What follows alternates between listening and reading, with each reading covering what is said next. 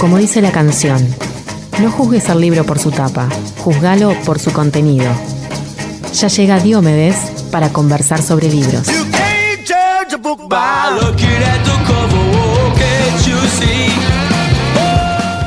Síndrome de Diomedes.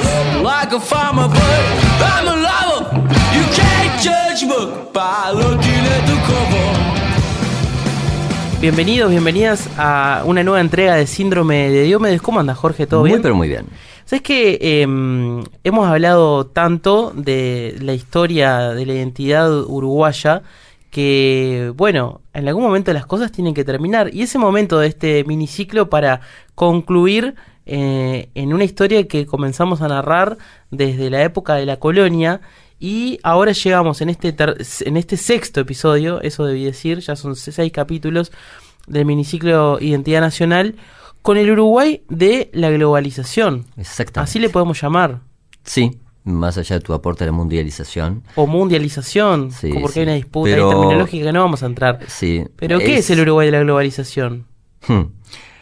Vamos a arrancar un poquito antes y excelente pregunta. Bueno, en última instancia es que se terminó el país aislado que no cambiaba. La isla, Eso ya se heredada terminó. de la invasión británica. Sí, esa isla, el experimento Ponsonby, soterradamente provincia no ocupada militarmente, pero sí económicamente por el Imperio Británico, ahora está exactamente, al igual que el resto del planeta, en otro juego.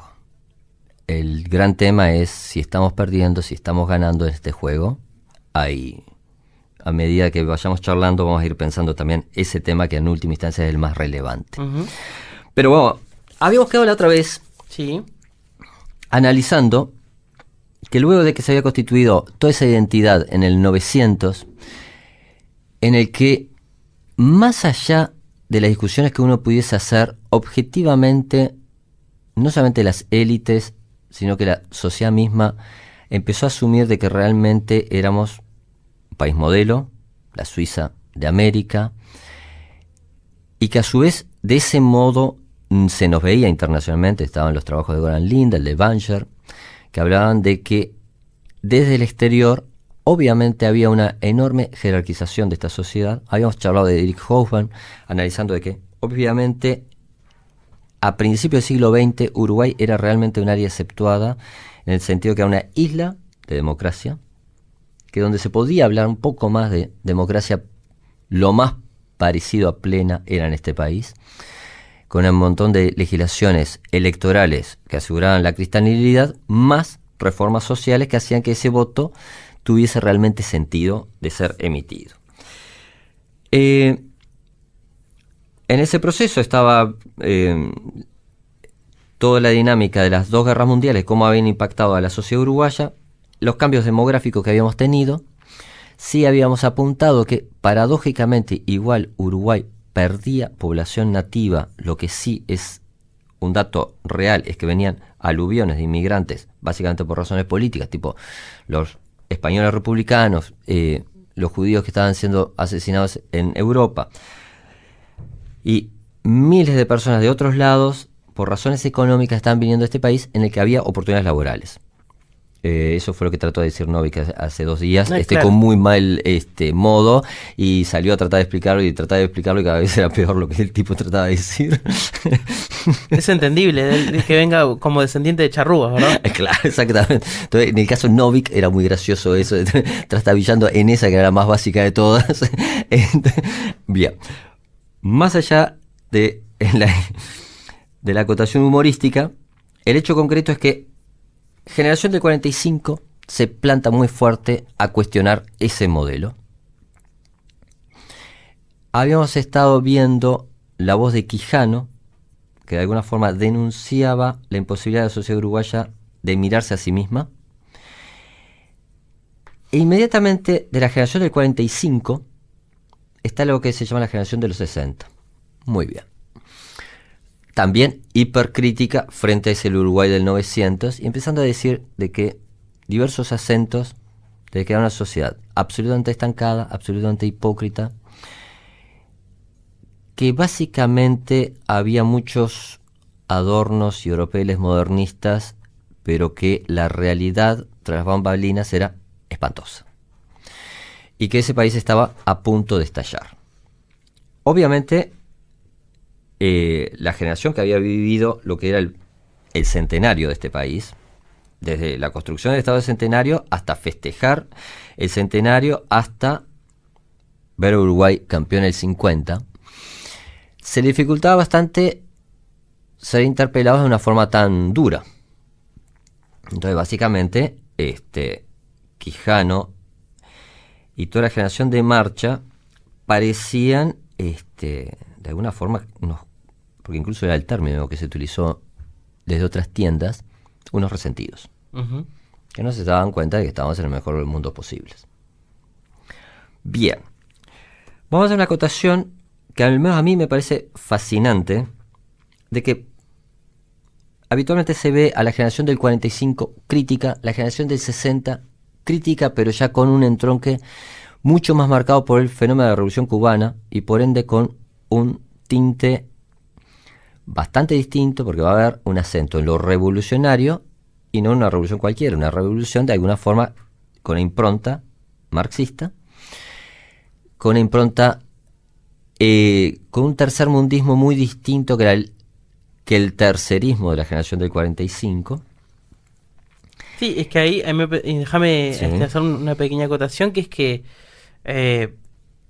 más allá de que habían pasado, si se quiere, en tiempo histórico solo 15 años, que no es tanto, se habían repartido muchas cartas, ¿no? Sí. En ese periodo de tiempo. Es decir, en el 60 el mundo bipolar ya estaba completamente instalado, que no era la visión predominante, porque se estaba saliendo de la guerra y estaba otro alboroto distinto en el 45. Entonces,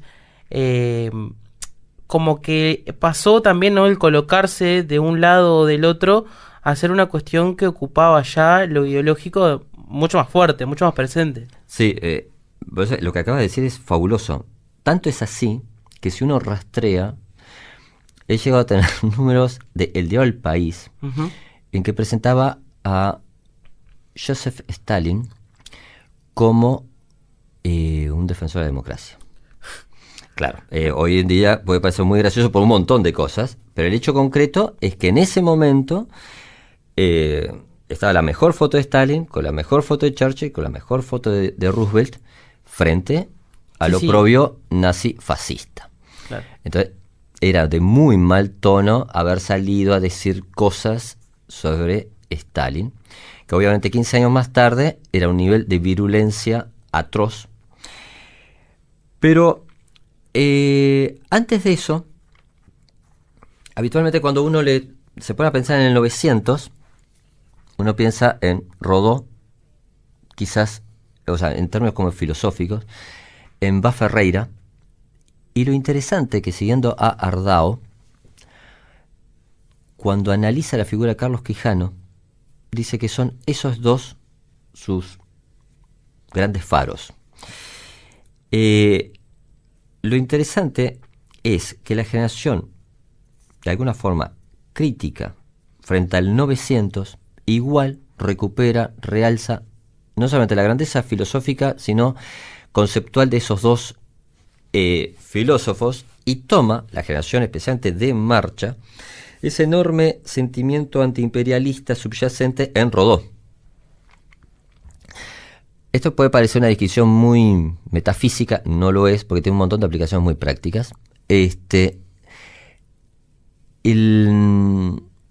Cuando se da el golpe de Estado y se clausura Marcha, insólitamente se lo clausura por la publicación de un cuento, porque gran parte de los estamentos militares leían también Marcha, paradójicamente, frente a lo que uno podría presuponer hoy en día, porque era un pensamiento que no estaba catalogado de marxismo-leninismo, como podría ser, obviamente, el deber popular. Claro. Esto es para empezar a dar algunos matices que no necesariamente uno habitualmente lo tenga en claro, porque ¿qué pasa? Cuando uno empieza a analizar el tema de la identidad y de quiénes somos y de dónde venimos, hay un fenómeno social clave, que es la ruptura generacional que hubo con el proceso de la dictadura. Si vos, de alguna forma, más allá de las discusiones del dígitos, perdés en menos de 5 años una enorme parte de la población uruguaya, que básicamente eran los más críticos, quizás los más insertos en la movida cultural, etcétera. Y en la edad reproductiva también. Edad reproductiva también, obviamente, es ese también el tema. Hay un salto generacional que se genera con un vacío. Entonces hay un montón de relatos que a nosotros nos llegan casi fracturados. De alguna forma eso es una imagen que utiliza Viñar, la fractura en la memoria. Que es, el gran tema es que nosotros pasamos de una sociedad que supuestamente siempre, sistemáticamente se te había dicho integrada, democrática, pasamos a estar con una dictadura exactamente igualita que todas las otras de Latinoamérica, y el Plan Cóndor existía igual que en todo el resto de América Latina, y más allá de sutilezas que se pueden señalar de diferencia de cada uno de los modelos, obviamente los mismos 2 o 3 años hubo golpe de Estado en todos lados, y obviamente, casualmente, la democracia volvió en los 2 o 3 mismos años a toda la región. Todo esto te lleva a que si alguno había tenido alguna duda sobre si Quijano y la generación crítica se habían pasado de críticos, preanunciando una economía totalmente estancada, con un país totalmente esclerosado, totalmente quietista, que a su vez iba a estallar.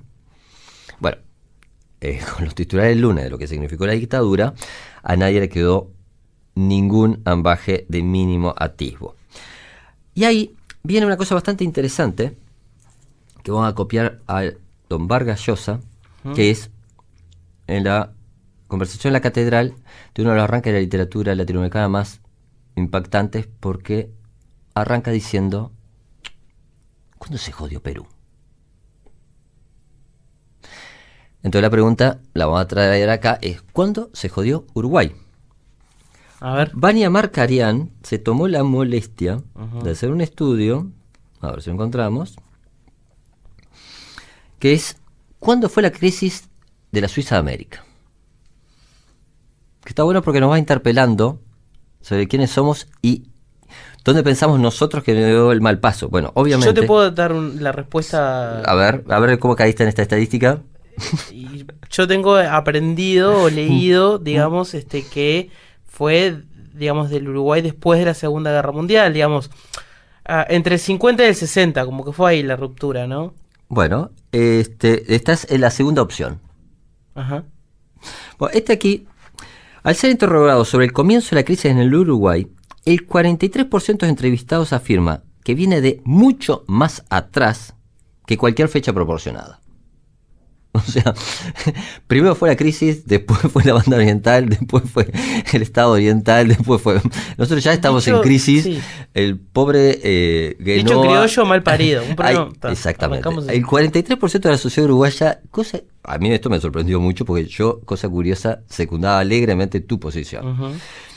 Que dice el 24% que comenzó cuando terminaron las guerras mundiales, el 15% durante los años 60, el 13% durante el gobierno militar. Ninguno de los entrevistados cree que en Uruguay nunca hubo crisis. O sea, sí. Está. Entonces, lo interesante es que sí hay un consenso total. Este es un estudio en el cruce del 2000, de que la sociedad uruguaya ha estado en torbellino. Hay una discusión desde cuándo vino el torbellino. No está demasiado explicitado. Hay una segunda encuesta que ahora te la leo. ¿Por qué tanta gente dice la primera respuesta, que es para mí la extraña? Que es obviamente que supongo que mucha gente debe imaginar de que por las características del proceso de independencia o por la integración social y demográfica nuestra, siempre habíamos estado condenados a estar fritos. Pero demuestra bastante lo que habitualmente uno lee sobre la edad de oro del siglo XIX, ¿no? La patria oriental, todas esas cosas. No. Paradójicamente, los entrevistados señalan como mejores momentos en la historia del país las décadas de 40 y 50, que es el 47%, el vallismo, 12%, hay que avisar a Talvi, y los principios del siglo, 5%. O sea, el 900 está visto entre el 12 y el 5, es un 17%, bastante fuerte, como nuestra época dorada. El 47 es el neovallismo, Luis Valle, que es, bueno, claro, cuando Uruguay es el campeón de América, todo eso, y todavía venía la guerra de Corea, entonces en ese momento hubo commodities bien pagas, y luego empieza el proceso de lo que se llama estanflación, o sea, tenemos estancamiento con inflación, y eso va comiéndose la capacidad de consumo de la sociedad uruguaya. Dejamos de vender corned beef y se pudrió todo. Exactamente. Pues es que la otra vez encontré un libro maravilloso de Hoffman, que es la correspondencia de uno de los que armó la planta de Liebig, y que te va mostrando la correspondencia entre las familias alemanas que se enviaban a fines del siglo XIX, principios del siglo XX, hasta que lo agarró el anglo, todas las enormes crisis económicas y familiares que tenían. Entonces, bueno, la dureza el carácter férreo del pionero, su desazón frente a que sus descendientes básicamente no sirven para nada. Entonces, todas las cartas esas fue muy impactante sobre lo que fue la generación esa de pioneros que armó el famoso corned beef. Bien, el hecho concreto es que, bueno, teníamos ese proceso de crisis absoluta ya asumida. Viene el proceso de dictadura, insólitamente viene la democracia, que, al igual que el resto de América Latina, y ahí es en el momento en que la sociedad uruguaya se vuelve a empezar a preguntar cosas, porque cosa curiosa, en el periodo previo no se las podía preguntar. Y yo hoy te atomizaba y te enloquecía con un graffiti que me había alucinado por su capacidad de síntesis, que tan solo decía: el Uruguay agoniza, que se muera. Una letra de los traidores, perfectamente.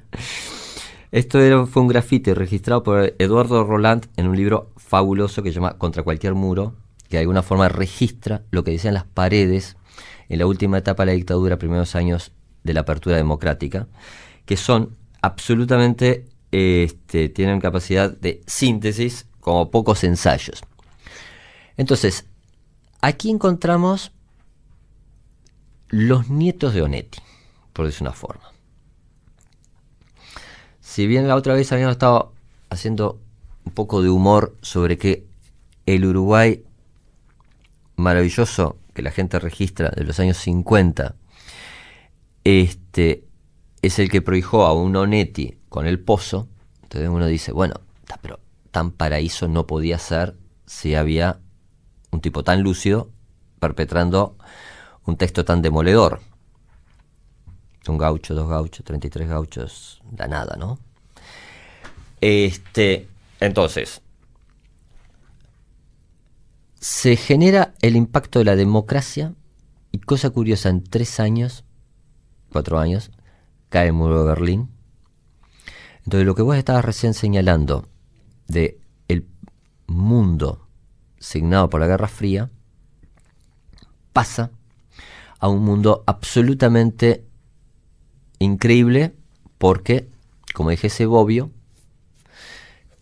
era un filósofo italiano, básicamente un gran pensador liberal, que tenía una decena de ensayos sobre, no solamente de derecho constitucional, sino sobre el concepto de democracia y liberalismo. Ya muy veterano, le pregunta el periodista sobre alguna reflexión sobre la caída del muro de Berlín. Entonces él dice, bueno, una experiencia que yo ya sabía, obviamente equivocada, ahora acaba de quedar patente su fracaso. Ahora bien, no hay nada para festejar. Todas las preguntas que habían originado esa respuesta siguen en pie. Entonces, en el mismo momento que Francis Fukuyama, el fin de la historia, Eso. te decía que ahora íbamos a entrar en la... ¿Cómo era la poshistoria?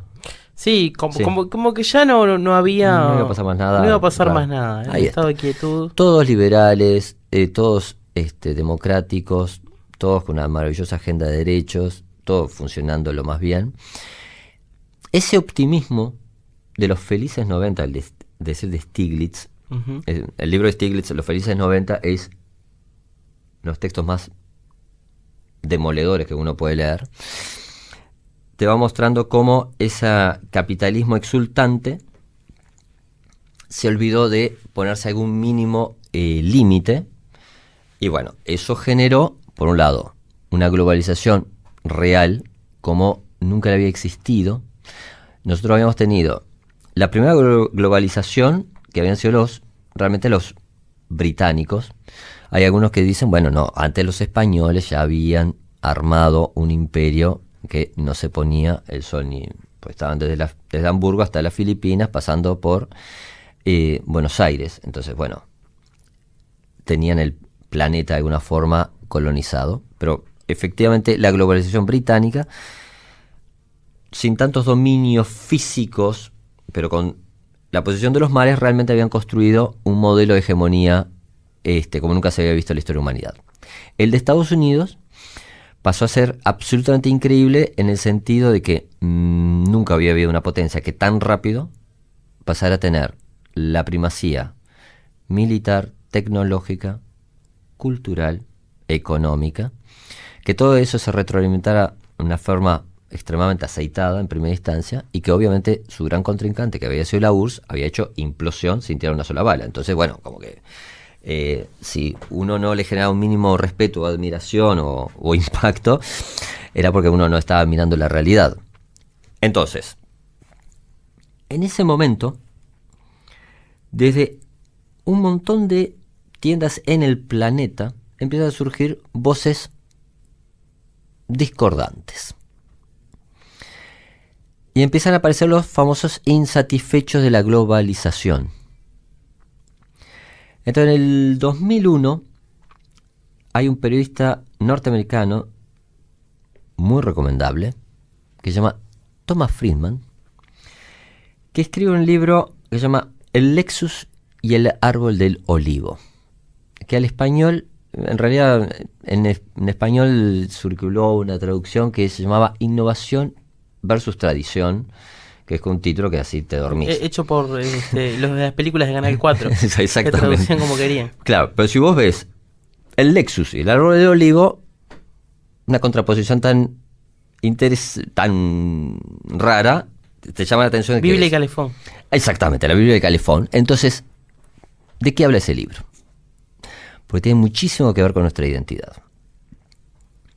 El Lexus es el primer auto que fue armado en Japón, me queda dato para el próximo ciclo, sin que lo tocara ningún ser humano. Toda una metáfora de lo que se vendría, ¿no? En Sí. definitiva. El árbol del olivo nos remite a un concepto bastante distinto, que es la tierra prometida. Desde la Biblia hasta el día de hoy, hasta los conflictos entre israelíes y palestinos, una de las tantas cosas que siempre está subyacente cuando uno lee las noticias es: talaron los olivos. Muy bien. ¿Por qué? El árbol del olivo es el árbol emblemático de ese lugar, demora muchos años en crecer, muchos años en dar frutos, es muy longevo y de alguna forma es un símbolo de esa tierra. De la misma forma que el cedro es un símbolo del Líbano. ¿A qué se estaba refiriendo Friedman? Bueno, que frente al optimismo exultante de Fukuyama, Un optimismo que, bueno, a ver, el tipo ya lo tenía como abajo de... Sí. Se cae el muro de Berlín, acá está mi libro. sí. Contratado poco, ¿no? Bueno, Un a sicario de la literatura. veces pasan esas cosas. De hecho, ahora incluso más, Samuel Huntington tiene la buena idea de siempre escribir el libreto que luego aplica el Pentágono 5 o 10 años más tarde, Claro. con gran énfasis, porque Y vos en la librería decís, bueno, pero esta guerra ya estaba prevista. Caramba, qué coincidencia. ¿Mira quién es? Otra vez le embocó. Entonces, lo que habla Friedman, que tiene mucho que ver, incluso cuando uno ve los discursos de algunos políticos en esta campaña electoral, es el frenesí tecnológico de innovación que está provocando toda esta globalización, cómo va a impactar en cada cultura. Friedman genera una advertencia insólita. Es, cuidado con la tecnología. Más allá que él... Un apocalíptico. No, él es un cuadro rentado del establishment norteamericano. Ajá. New York Times, cosa curiosa, muy conservador. Tiene un libro maravilloso para los que le pueda llegar a interesar que se llama Tropas Imperiales, en el que en este mismo contexto van entrevistando a los militares radicados en las diversas estaciones, en las diversas bases del planeta, no a los generales, no a los coroneles, a los tenientes, a los capitanes, a los mayores, de qué es lo que está mal. Entonces, al final vos estás sintiendo que estás caminando con los centuriones del Imperio Romano, no con los generales del Imperio Romano, con los centuriones. Entonces, los juicios que hacen ellos sobre las poblaciones nativas, hostiles y amigables. Es maravilloso. Sí. Eso se llama Tropas Imperiales de Friedman, que te revela muy el profundo conservadurismo y compromiso que él tiene con la causa del Estados Unidos predominante. O sea, no es un crítico de Estados Unidos, al contrario, es un gran propagandista. Pero, como toda persona de esas características, es extremadamente lúcido. Y entonces lo que analiza es que si vos hay una sociedad en la que está totalmente aculturada y le das un enorme envión tecnológico de proceso de modernización, esa sociedad cae en un proceso de anomia increíble, que a su vez que con el dinero fresco puede generar una expansión demográfica fuerte de gente que no va a estar calificada para sentirse ciudadanos de esa tierra y que van a ser muchos desconformes y enojados crecientemente. Y vos ahí empezás en un torbellino social que no sabes dónde va a parar, y uno de los casos paradigmáticos es de los países del Medio Oriente, las sociedades árabes, hasta El Salvador. Cuando vos haces ese combo de procesos sociales de altas tasas demográficas con innovaciones tecnológicas muy rápido, con la idea de que, por ejemplo, vos podés meter procesos electorales y esperar de que salga el candidato socialdemócrata. No, va a salir el más enojado de todos, o el representante de los más enojados, o el más insólito, que tenga el discurso más duro en alguna línea.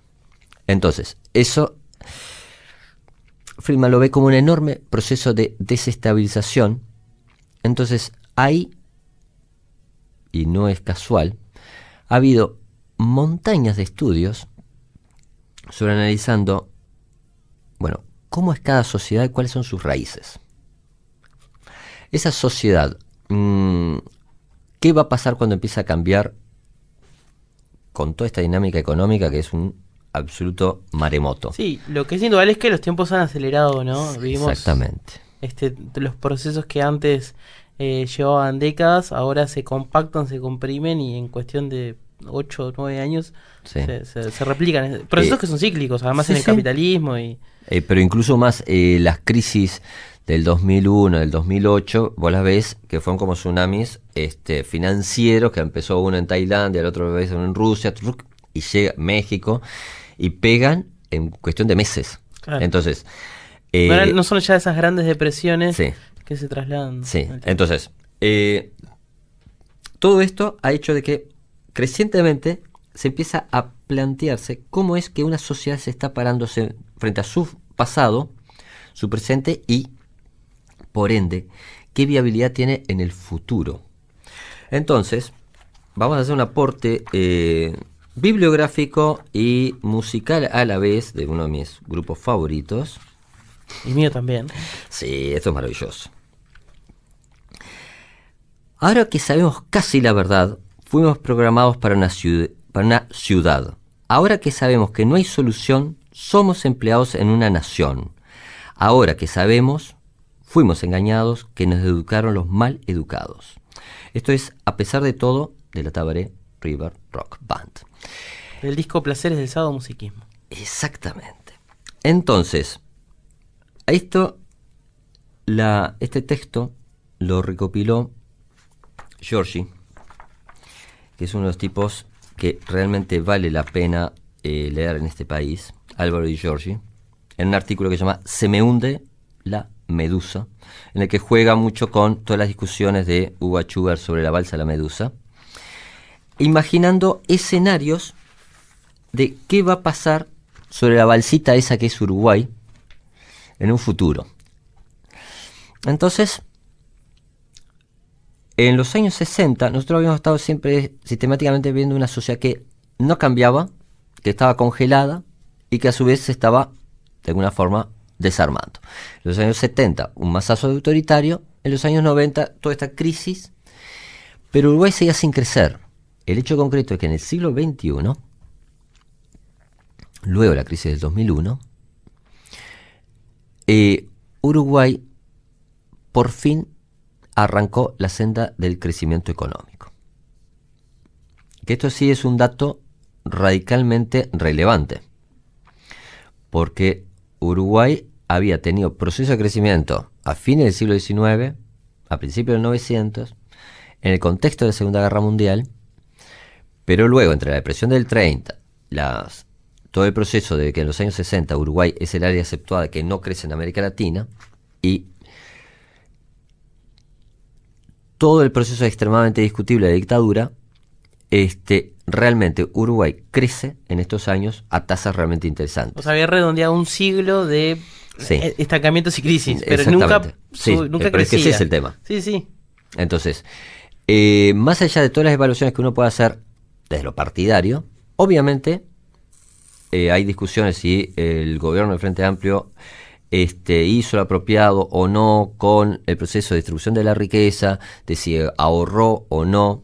Todo eso hay un montón de discusiones y de famosas fake news sobre cuánto es el nivel de endeudamiento de Uruguay, si realmente bajó la proporción, si eso es porque entró UPM. Todas esas discusiones que son las de la agenda acá y están cargadas muy de subjetividad y no es el momento de evaluarlas. Pero el hecho concreto es que sí creció. Y sí, Uruguay a su vez está obviamente en el proceso de globalización. Entonces, es el caso de lo que sistemáticamente, en realidad hace casi 20 años, señalaba César Aguiar cuando en determinado momento le preguntan sobre una determinada aplicación de una determinada política de Jorge Valle. Entonces él se ríe mucho y pasa a decir que el margen de decisión de Jorge Valle era muy acotado, que había procesos sociales, que era esto, la mundialización, globalización, que habían hecho de que, por ejemplo, la matrícula de estudiantes de Uruguay se había multiplicado. Entonces, más allá de todos los análisis que uno pudiese hacer sobre la crisis educativa y lo desconforme que nosotros podemos estar con el modelo educativo, cómo se implementa la educación en este país o los resultados de dicho proceso, obviamente Uruguay tiene muchísima mayor cantidad de estudiantes universitarios que hace 30 años. Tenemos ahora investigadores de primera línea que antiguamente era alguno, estamos empezando a tener una masa crítica, que nunca habíamos tenido. Entonces, eso es a una sociedad... En este volumen, digamos. En este volumen. Claro. Entonces, obviamente, quiere decir que la sociedad uruguaya ha cambiado increíblemente en algunas áreas, pero nosotros, y eso es una cosa fascinante, con todo el proceso de explosión de diversas subculturas que hemos tenido y de tribus que estamos teniendo, esto me va a la canción de Los Redondos, esa que habla de, voy a ver qué es lo que está escribiendo. ¿Qué dice tu remera? Sí, no, y qué es lo que está pintando la tribu de mi barrio. Sí, ahí está. ¿Cómo era? Sí, o algo por estilo. Sí. Que según la tribu que uno tenga, es como nosotros estamos viendo este proceso. Pero lo fascinante es de que la sociedad absolutamente creció, se ha fragmentado como nunca. Eso es visto por muchos como una enorme amenaza, porque todo el fenómeno de un hipotético artista popular que fue bajado de una lista de un partido político puede ser leído en un montón de claves. Habitualmente la lógica es, bueno, en función de su récord de su relacionamiento con el otro sexo y todos los eventos, si eso es legal, ilegal, si tenía acusación o no. Esa es la discusión de alguna forma que uno ve en los medios de comunicación. Pero había otra que me había parecido maravillosa, que apareció un texto breve que decía: ¿cuándo fue que el Frente Amplio dejó de ser Citarrosa para ser el Gucci? Porque eso sí es un cambio de identidad. Sin duda. Entonces, porque de alguna forma ya no teníamos más Citarrosa y lo que podía existir era esa aproximación. Entonces, bueno, obviamente es un partido político que se modificó totalmente la identidad, ¿tá? Eso mismo le ha pasado en otros niveles a los otros partidos. Entonces quiere decir de que nosotros estamos en un proceso de cambio mucho más vertiginoso del que nosotros podemos aquilatar. Sí, no llegamos a percibirlo. Exactamente. Y a su vez lo que sí tenemos es un proceso como nunca habíamos visto, de miles de voces distintas.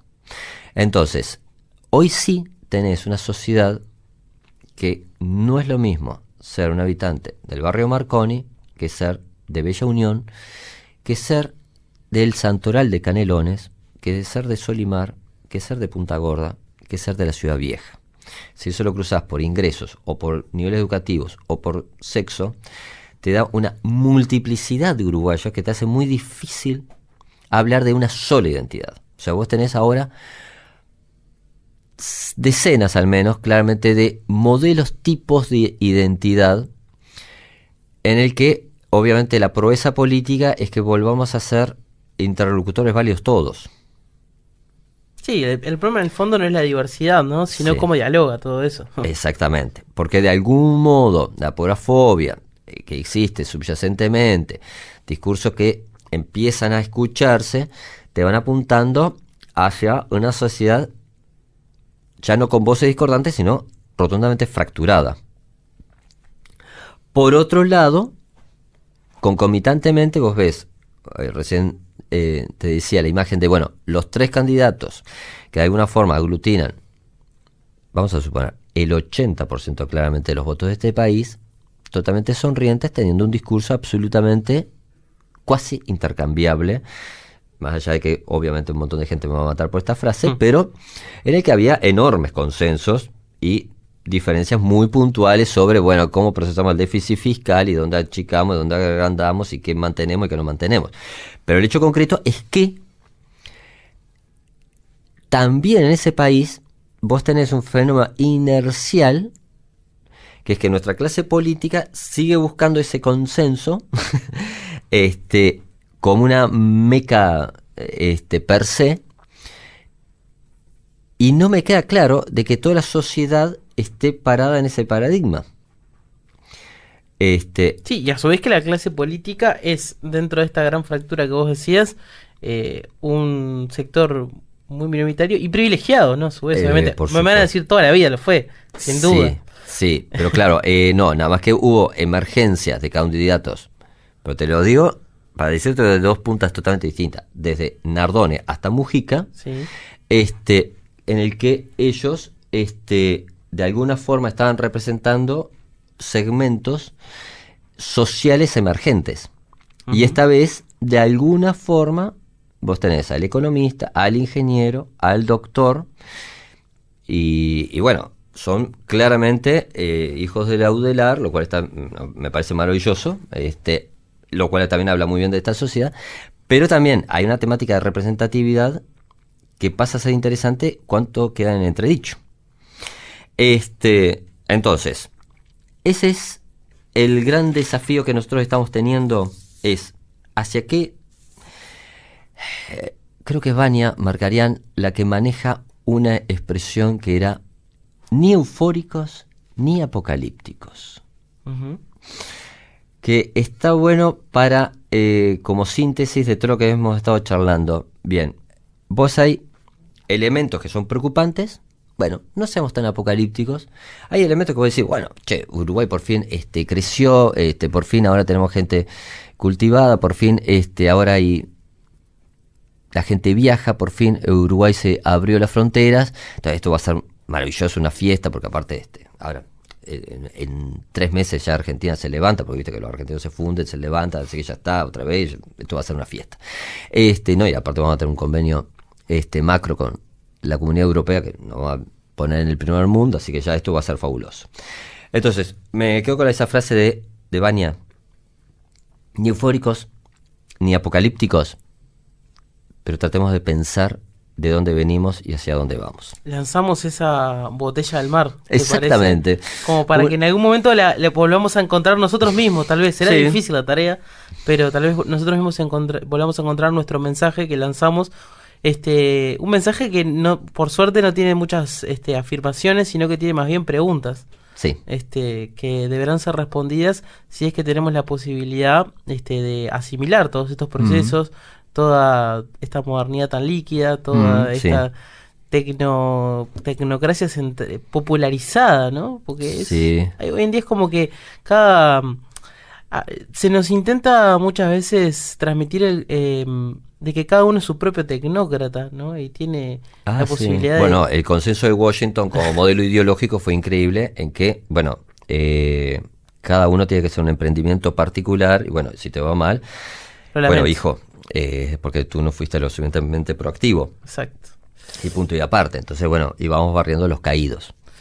Bien, cerramos entonces acá. Más que muchas gracias. No, por favor, Jorge, el placer es todo nuestro de contar contigo en cada uno de estos miniciclos de Síndrome de Diomedes. Y vamos aprendiendo. Vamos pensando y vamos aprendiendo. Vamos aprendiendo, vamos investigando, de eso se trata, de hurgar en las librerías, sacar un poco de polvo a los libros y seguir encontrando relatos para poder compartir con la audiencia. Nos vamos a estar reencontrando la próxima semana, donde iniciaremos una nueva miniserie aquí en Síndrome de Diomedes, en el que les decimos que sintonizan la radio. Porque no sabemos, nos vamos a divertir, no sabemos con qué se van a encontrar. Es un experimento, no Pon Zombie, pero sí que sí es un experimento loco. Pero que vuelve a conectar con lo de las identidades nacionales. Sí, claro que sí. Pero salimos de fronteras. Sí, eso también está lo bueno. Y nos vamos a ir escuchando justamente la canción que vos nos señalabas de La Tabaré, a pesar de todo, ahí está. Muy bien. De Placeres de Sadomasoquismo, y a pedido tuyo lo enganchamos, hacemos un medley ahí con el cierre del disco de La Memoria, que ya pasó por acá, del Desaparecida, que se llama En la Verdad, la Libertad. Así que ahí enganchamos un poquito las dos canciones. Todo un lema para pensarnos y seguir teniendo pensamiento crítico. Tal cual. Así que con esas dos nos vamos hasta la semana que viene. Salud. Ahora que sabemos casi la verdad, fuimos programados para una ciudad.